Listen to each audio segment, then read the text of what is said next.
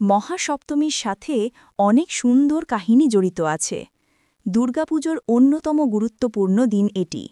দেবী দুর্গার পূজা এই দিন থেকেই মূলত শুরু হয়। মহাসপ্তমীর গল্প।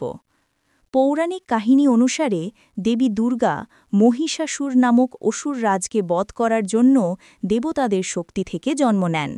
অসুরদের বিরুদ্ধে যুদ্ধে যাওয়ার আগে সপ্তমীর দিন দেবীকে বিশেষভাবে আহ্বান করা হয়। একটি প্রাচীন কাহিনী আছে কোলাবউ বা নবপত্রিকা স্নান নিয়ে। ভোরবেলা গঙ্গার জলে একগুচ্ছ ভেষজ ও পবিত্র গাছের ডাল, কলাগাছ, জয়ন্তী, ধান, অশোক, বেল, মান, পাট, হালুদি আর অরুণ স্নান করিয়ে দেবীর পাশে বসানো হয়। এই নবপত্রিকাকে দেবীরই প্রতীক মনে করা হয়। বলা হয় এই রূপের মধ্য দিয়েই দেবী প্রকৃতির শক্তিকে নিজের সঙ্গে ধারণ করেন। আরেকটি বিশ্বাস অনুযায়ী সপ্তমীর দিনেই দেবী মহিষাসুরের বিরুদ্ধে যুদ্ধ শুরু করেন। অসুর দলকে ধ্বংস করার জন্য এই দিনেই তিনি সেনাদল নিয়ে অগ্রসর হন।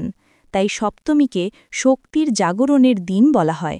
মূল তাৎপর্য: সপ্তমীর সকালে কোলাবউ স্নান করানো হয়। দেবীর প্রাণ প্রতিষ্ঠা হয়, অর্থাৎ দেবীর মধ্যে শক্তি আহ্বান করা হয়। এই দিন থেকেই দেবীর মহাযুদ্ধ শুরু হয় অসুরের বিরুদ্ধে। তাই মহাসপ্তমীকে বলা হয় দেবীর জাগরণের দিন।